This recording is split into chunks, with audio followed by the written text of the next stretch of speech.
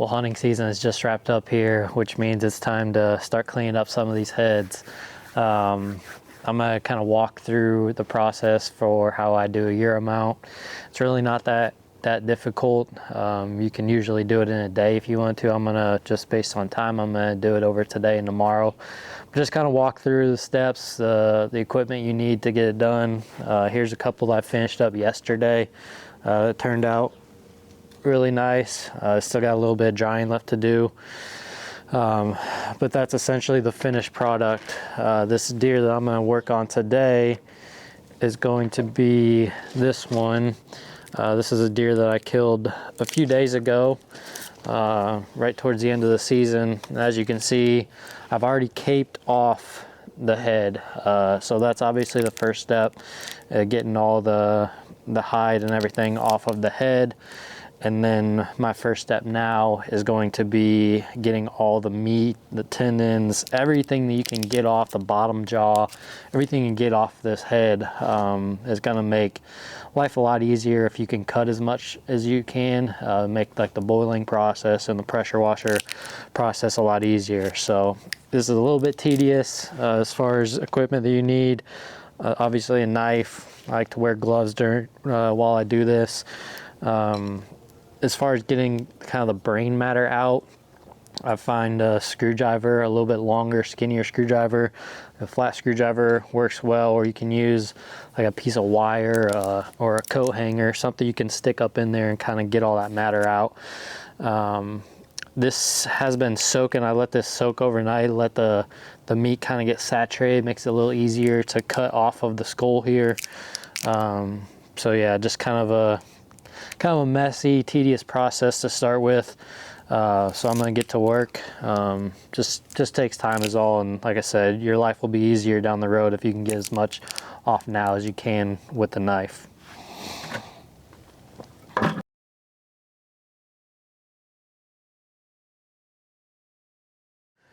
All right, I'm pretty happy with how this first round of cutting went. I probably spent 20-30 minutes. Again, the more you can get off on that first time, the less mess you're gonna have to deal with later. I probably spent more than half that time just getting all the brain matter out of that, kind of scraping that membrane. So now the next step is, I just got this boiler going. I just got a propane boiler with a 20-quart pot. I'm actually gonna add just a little bit of dish soap, not very much.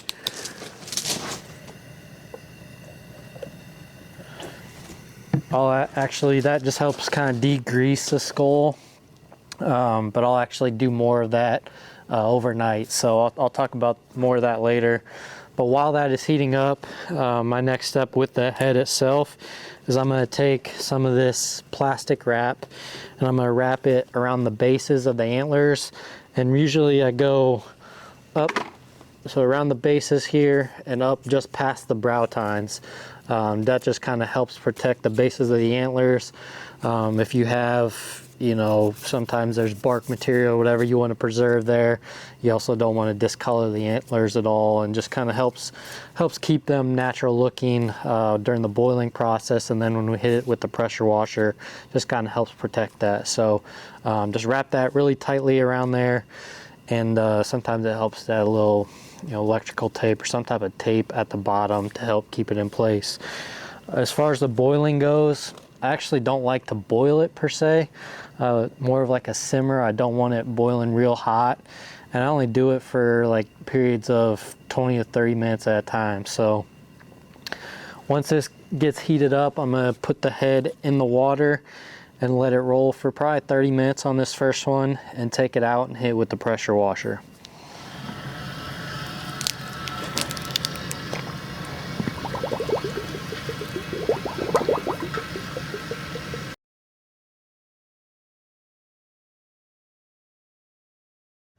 All right, it's been about 30 minutes on that first kind of simmer. So I'm gonna take the head out now and start the pressure washing process. It's definitely messy, you know, definitely wear old clothes, gloves, or whatever.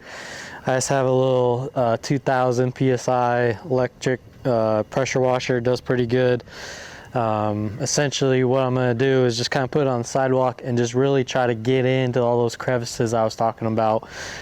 blow some of that meat and tissue and stuff out of there as much as I possibly can. Sometimes it helps take some needle nose pliers and kind of pull on some of the pieces that are not quite coming off. And this whole process right here is a lot less of a science and more just trial and error. Just until it gets clean, I'm gonna keep hitting it with the pressure washer, pulling on it with the pliers, knife, back into the pot for a little while, and back with the pressure washer. So you just want to try to get everything you can, everything out of the nasal cavity, again, the brain cavity, just every little piece of meat and tissue off of the skull. So again, get started on this first round with the pressure washer.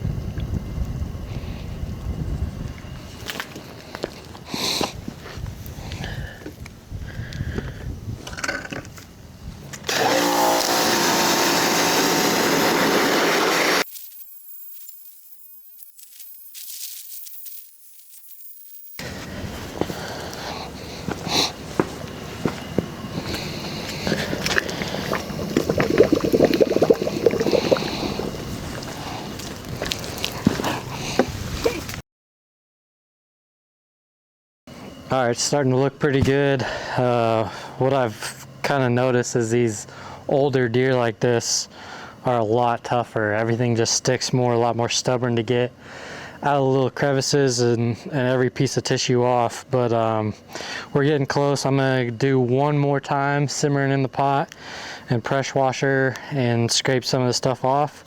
Just this last little bit around the eyes. And then what I'm gonna do is actually take a clean bucket of water, add some Dawn dish soap, and let it sit overnight to kind of degrease that skull. And then we'll be ready to finish it up and get it nice and white. All right, we are in the final stages of finishing up this skull mount. As I mentioned before, I let this soak for a full night in water and Dawn dish soap to kind of degrease that skull. And now we're just gonna basically make it shine. So just for reference, here's the one I did a couple days ago now. You see the color difference between these two, how nice and bleach white this one is, ready for the wall. This is the one that just came out of the dish soap. So we are going to apply a peroxide solution. This is just 40 volume peroxide cream. You can get it, anywhere that sells like hair products. I think I just ordered this bottle off of Amazon, relatively cheap. But again, like to wear gloves for this. You don't really want to get this stuff on your skin or clothes or anything like that. And then a paintbrush to apply it in all the little cracks and crevices, all that type of stuff. So this is a 2-inch brush. Ideally, this would be a little bit smaller, but this is all I had.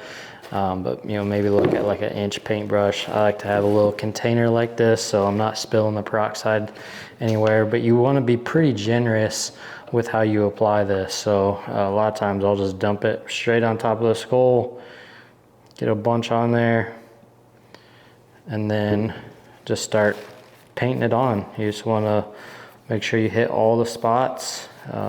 Again, get into all those little holes, all the little cracks.